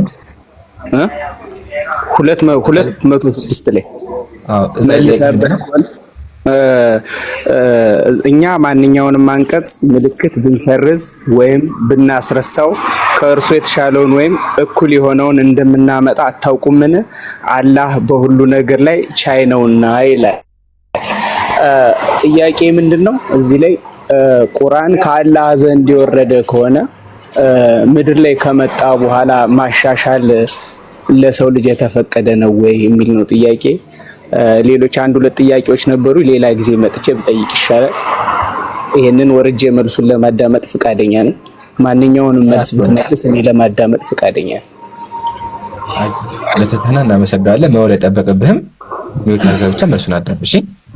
እሺ አይ ጥያቄ ተገቢ ነው፣ ትክክለኛ ጥያቄ ነው። ግን ስህተት አለብህ ብዬ የማስበው ምንድነው ከወረደ በኋላ ሰው ማሻሻሉ ትክክል አይደለም የሚል ነገር ተናግረሃል። ቁርአንን ማንም ሊያሻሽሉ አይችልም ከቁርአን ባለቤት በስተቀር ማለት ነው። ኦኬ እኔ መጥቼ ቁርአንን ሊለውጡ አልችልም። ለዛ አምላካችን ቁርአን ላይ ቁል ማ ካነ ሊ አን ገይረሁ ከማ ቃል ለነብዩ በላቸው እኔ ቁርአንን መቀየር አልችልም ብሎ ያስቀምጣል። እንኳንኛ ነብዩ ራሱ ቁርአንን መቀየር አይችሉም። እሺ ታዲያ ብንለውጥ ያለው ማን ነው ካልከኝ አምላክ ነው። አምላክ የምሑላሁ ማ የሻ የፈለገውን አንቀጽ ይሽራል፣ የፈለገውን ደግሞ ያጸድቃል። እሺ አምላካችን ቁርአን ሲያወርድ የሻረው ህግ አለ፣ ያጸደቀው ህግ አለ። ይሄ ለምን ሆነ? ምክንያቱ ምንድነው ካልከኝ ምክንያቱ ቁርአን ሲወርድ በጥቅል ደረጃ አልወረደም። ሲቀጥል ህጉ በተግባር ነው የወረደው። ለዛ ነው አይሻ ረዲየላሁ ዐንሃ ምን አለች? ለው ካነ አወሉ ማ ነዘለ ላ ተሽረቡል ኸምር፣ ቁርአን ሲወርድ ለመጀመሪያ ጊዜ አትስከሩ የሚል ወርዶ ቢሆን ኖሮ ሰዎቹ ላ ነደኡል ኸምር መስከር አናቆምም ይሉ ነበር አለች። ስቴፕ አለው። ስቴፑ ምንድነው ካልከኝ መጀመሪያ አምላካችን ቁርአን ላይ እናንተ ያመናችሁ ሆይ ሰክራችሁ አትስገዱ አለ። ሰዓቱ አነሰ። አያ ይሄ ህግ አለ። ቀጥሎ አምላካችን ይሄን ህግ ሻረውና ምን አለ? ጭራሽኑ መጠጥ እንዳጠጡ ብሎ ዘጋው። ሰላትም እንደዛ። ስለዚህ ህጉ መሻሩ ምክንያቱ ምንድነው ካልከኝ አምላክ ህግን ያመጣው ስቴፕ ባይ ስቴፕ ነው። በአንዴ ቢሆን ኑሮ ሰውም ይቸገራል። ስለዚህ ቀስ አድርጎ እንደ ሁኔታው በ23 ዓመት እንዳስፈላጊነቱ ስለወረደ አምላካችን ህጎችን ይሽራል። ለዛ ነው አምላካችን ምን አለ? ማነንሰኽ ሚን አየቲን አንዲትን አንቀጽ ብንሽር ወይም ብንለውጥ ከሷ የሚበልጥን እናመጣለን አለ። ስለዚህ አምላካችን ምሳሌ አትስከሩ የሚለው ለውጦ ምን አደረገው? ሰካቸው አትስከሩ የሚለው ለውጦ ጭራሽ አትስከሩ ብሎ ዘጋው። የተሻለ አመጣ። ይሄን ያለው ስለዚህ መሻር የመሻር ገባው ነገር በእኛ ጋር አለ። ኢቭን በመጽሐፍ ቅዱስም አለ። ምሳሌ ብሉይ ኪዳን በእናንተ አስተሳሰብ ተሽሯል በአዲስ ኪዳን። አያ ኢቭን ብሉይ ኪዳን ላይ እንኳን ሆነው ብዙ ህጎች ይሻሻሉ ይቀየሩ ነበር። በዚህ አንፃር ህግ ከሆነ ይቀየራል። ዋናው አስተምሮ ግን መቼም አይቀየርም። ስለ ጀነትና ስለ ጀሃነም ላ ተብዲለ ሊከሊማቲላህ መቼም አይቀየርም። ህግጋት ግን እንደ ሁኔታውና እንደ አስፈላጊነቱ ይቀየራሉ። ታዲያ መቼ ተሟላ? አምላካችን ምን የሚል አንቀጽ አወረደ? አልየውመ አክመልቱ ለኩም ዲነኩም በቃለ ዛሬ ሃይማኖታችሁን ሞላሁላችሁ አለ።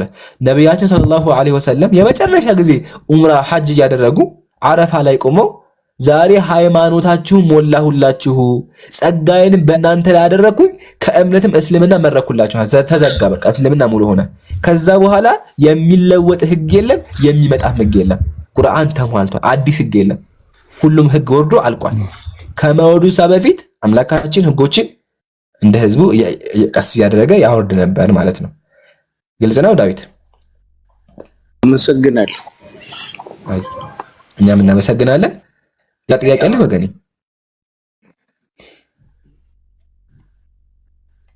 ሌላ ጊዜ መጥቼ ብጠይቅ ይሻላል። ቁርአን 1886 ላይና 23 12 እስከ 14 ጥያቄ ነበረኝ። ሌላ ጊዜ በደንብ ተዘጋጅቼ መጥቼ ልጠይቅ። ይሄ ስለ በጭቃ የተሰራው ፀሐይ በምንድን ነው በጭቃ ውስጥ ስትጠልቅ እና ስለ ሰው ልጅ ከደምና ከሽፋን ደረጃዎች እንደተፈጠረ የሚናገረው ላይ ነው። ሌላ ጊዜ መጥቼ ልጠይቅ አይሻልም? ለሌላ አጨሽ እንትን እንዳልብ ጊዜን እንዳልበላ ብዬ ችግር የለው። እዚሁ መቀላል ሲሆን ባጭሩ ማለት እንችላለን። ያመጣኸው አንቀጽ ይሄ ነው። አታስብ። እሺ ዳዊት ባይ ዘ ዌይ ጥያቄዎች እስልምና ላይ የሚነሱ ጥያቄዎችን እኛ አስቀድመን እናውቃቸዋለን። ለምን አዲስ አይደሉም እና ለሁሉም መልሳለን። መልስ አዘጋጅተን አስቀምጠናል። እነሱ ይሄን ብቻ ማንበብ የሚጠበቅብኝ ነው። እሺ ይሄ ነው ጥያቄው። ምን ይላል? ወደ ፀሐይ መግቢያ በደረሰ ጊዜ ጥቁር ጭቃ ባላት ውስጥ ስትጠልቅ አገኛለ። ምንጭ ውስጥ ስትጠልቅ አገኛለ። ስለዚህ ፀሐይ ጭቃ ውስጥ ገባች እንዴ የሚል ጥያቄ ነው የተነሳው።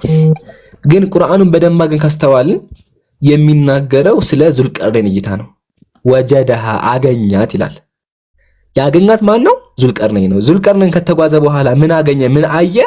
ፀሐይ በጥቁር ጭቃ ጥቁር የሚመስል ባህር ወይም ጥቁር የሚመስል ምንጭ አካባቢ ስትጠልቅ አያት ለሱ እይታ። ለዛው ሊቃውንቶች ምን አሉ? ምሳሌ አልጃሚዕ መጽሐፉን ነው ፈወጀደሃ ፊ መርአል አይኒ በሱ እይታ ተግሩቡ ፊ አይን ሐሚአ ስትጠልቅ አያት። በማን እይታ? በሱ እይታ። ኦኬ የትኛውም ሰው ባህር ዳርቻ ሄዶ ቢመለከት የሚያው ይሄ ነው። ፀሐይ ስገባ ነው የሚያው። ውሃው ስገባ እውነት አገልኩ አገባም እውነት አገባም። ግን ደግሞ ለኛ ስለምገባ ፀሐይ ገባች ይባላል። ይሄ ጀመረ በእንግሊዝኛ ምንድን ነው? ሰንሴት ይባላል። የፀሐይ መጥለቅ ይባላል። ሲጀመር ፀሐይ እኮ አትጠልቅም።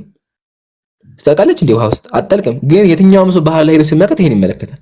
ስለዚህ ቁርአኑ የሚናገረው ስለ ዙልቀርነይን እይታ ነው። ዙልቀርነይን በአይኑ እንደዛ አየ ማለት ነው። ኦኬ አይ እንደዛ አይደለም ካላችሁኝ ደግሞ መጽሐፍ ቅዱስ ላይ እኮ አለ። ለምሳሌ መጽሐፈ ነገሥት ቀዳማዊ ምዕራፍ 22 ላይ ይላል በሰራዊቱ መካከል ፀሐይ ስገባ ለፀሐይ ሰራዊቱ መካከል ገባች ይላል። ሰራዊቶቹ እንደዚህ አሉ ከጀርባቸው ፀሐይ ገባች ይላል። ጥያቄያችን ፀሐይ እንዴት በሆነ ወታደር ውስጥ የሚገባው አይደለም። ታዲያ ትርጉሙ ምንድነው? ወታደሮቹ እንደዚህ አሉ ከኋላቸው ደግሞ ፀሐይ ገባች ማለት ነው። አያ ስለዚህ ገባች ሲባል አንጻራዊ ነው እንጂ ይቅርታ እንደምራ የኔ ጥያቄ ይሄ የሰው እይታ ነው ወይስ የቁርአን እይታ ነው የሚለውን አያይዘህ ብትመልስልኝ። የሰውየው እይታ ነው። ለዛ ነው ወጀደሃ ያለው አገኛት ያለው ያገኛት ሰውየው ነው እንጂ ሊትራሊ በእውነተኛው ፀሐይ ትገባለች ማለት አይደለም። ግን ሰውየው አገኛት። ያ ሰው ማነው? ሰውየው ዙልቀርነይን ይባላል። ዙልቀርነይን ፀሐይ ሲገባ የተመለከተው እሱ ነው እንጂ ትክክለኛው ፀሐይ ትገባለች የሚል ትርጓሜ የለውም። ለዛው ሊቃውንቶቻችንም ቁርአኑ ፊ መርአል አይን በአይን እይታ ብሎ ያስቀመጡት ማለት ነው። ስለዚህ በአይን እይታ ሰውየው ምን አየ? ፀሐይ ሲገባ ተመለከተ። የትኛውም ሰው ባህር ላይ ሄዶ ፀሐይ ሲገባ እንደሚመለከተው ሁሉ ዳዊት አለ እያዳመጥኩ ነው።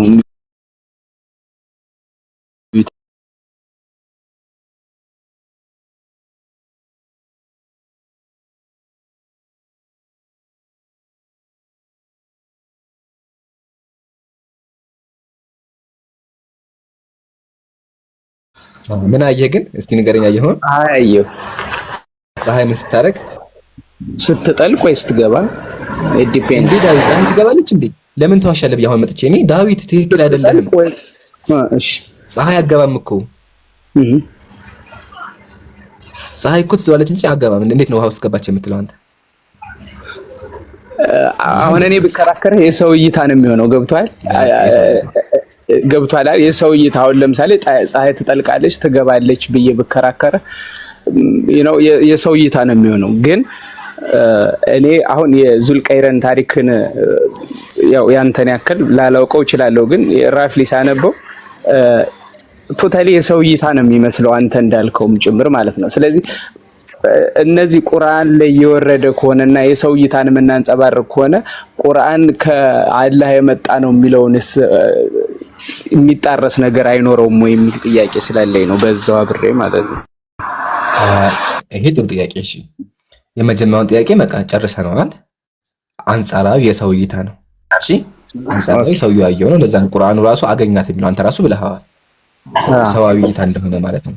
እሺ ይሄን ካየን ታዲያ ቁርአን የአምላክ ቃል ጋር የሚለው አይጋጭም ይላል አልከው።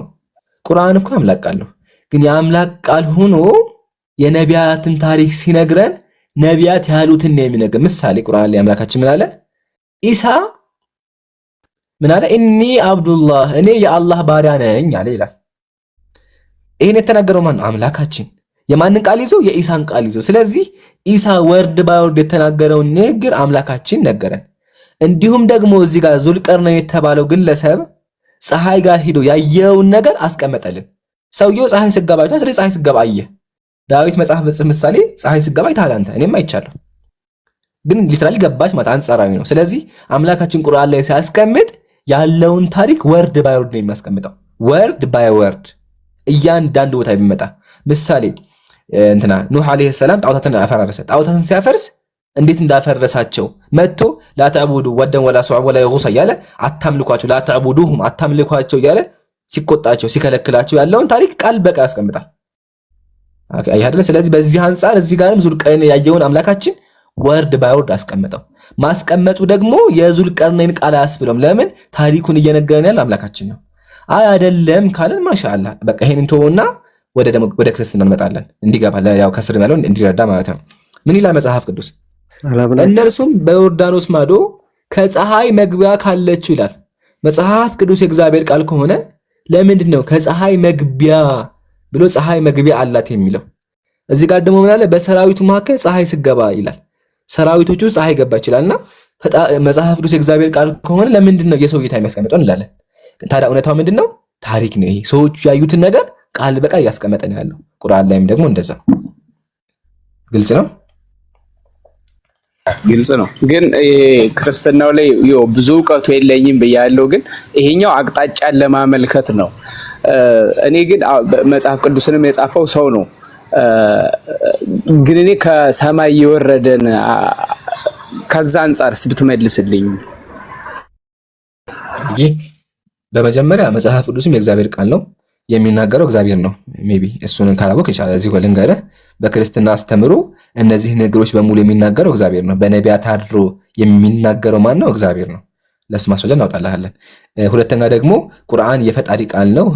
ትክክል ነህ። ቁርአን የፈጣሪ ቃል ነው። ግን የፈጣሪ ቃል ሲባል ከሰማይ ዱብ አለ እየተባለ አይደለም። እሺ፣ ከሰማይ ዱብ አለ በቃል ደረጃ ይታለፍ። በዛው ላርምህ ብዬ ነው። እሺ፣ ይሄን ካያስክልኝ ታዲያ በሁለቱም አንጻር ቢሆን እንዴት ታየዋለህ ነው? እስልምና ያለው ነው ጨርሼ መልሼልሃለሁ። የሰውየው አንጻራዊ እይታ ነው። ሁለተኛ ደግሞ ታሪክ ሲቀመጥ ወርድ ባይወርድ የሚቀመጠው ግዴታ መጽሐፍ ቅዱስን ማስረዳት አይጠበቅም። መጽሐፍ ቅዱስን ያነሳሁልህ አንተ ስለምታምንበት ነው። ኦኬ፣ ይሄን ካልኩ ላውጣልህና ጥቅሱን እንመልከት። እሺ፣ አመሰግናለሁ። አንዷን ጥያቄ ያው ከእንትን ካልክ ላይ ቀር ይሄ ሰው ፍጥረት የቁርአን 23 ከ12 እስከ 14 እሱንም እንመለከተዋለን። ካላበዛው ነው፣ ከበዛ አወርዳለሁ። አይ ይሄን መልስልህ ይበቃል፣ ችግር የለውም። አጠር አድርጌ መልስ። እሺ፣ እሺ። ሃይማኖተ አበው እንደዚህ ይላል። በነቢያት አድሮ የሚናገር እርሱ ነው። በሙሴ አድሮ ህዝቡን የመራ ህግን የሰራ እርሱ ነው ይላል። በዳዊት አድሮ ትንቢት የተናገረ፣ በነቢያት አድሮ ህዝቡን ያስተማረ እርሱ ነው ይላል። እርሱ ብቻ ነው ይላል። ስለዚህ በነቢያት የሚናገረው ማን ነው? እግዚአብሔር ነው። በነቢዩ ሳሙኤል የተናገረው ማን ነው? እግዚአብሔር ነው። ሲጀመር መጽሐፍ ቅዱስ እስትንፋሰ እግዚአብሔር ያለው የእግዚአብሔር ቃል እንደሆነ የምታመነው እሱን እንደ እውቀት ያዘው። እሺ፣ ሶስተኛ ጥያቄ ምንድን ነበር? ይህ ከቁርአን 23 ከ12 እስከ 14። እሺ፣ ዛሬ ጥያቄ ምንድን ነው? የሰው ፍጥረት ይሄ ምንድነው? ከሰው ዘር ከደምና ከሽፋን ደረጃዎች እንደተፈጠረ የሚገልጽ ክፍል አለ። ይሄ ትርጓሜ ከዘመናዊ ሳይንስ ጋር እንዴት ሊገናኝ ይችላል? ወይም ደግሞ ከአለንበት ፋክቹዋል ህይወት ጋር እንዴት ሊገናኝ ይችላል የሚል ጥያቄ ነው ያለኝ። አይ እሺ፣ እናንብበው። በእርግጥ ሰውን ከነጠረ ጭቃ ፈጠርነው፣ ከዚያም በተጠበቀ መርጊያ ውስጥ የፍትወት ጠብታ አደረግነው፣ ከዚያም ጠብታዋን በ40 ቀን የረጋ ደም አድርገን ፈጠርን፣ የረጋውን ደም ቁራጭ ስጋ አድርገን ፈጠርን፣ ቁራጫም ስጋ አጥንቶች አድርገን ፈጠርን፣ አጥንቶችንም ስጋ ለበስናቸው፣ ከዚያም ነፍስን በመዝራት ላይ ፍጥረትን አድርገን አስገኘነው፣ ከሰዓሊዎች ሁሉ በላጭ የሆነ አላህ ላቀያል ኻሊቂ ሙሰዊም ብሎ ያስቀምጠዋል።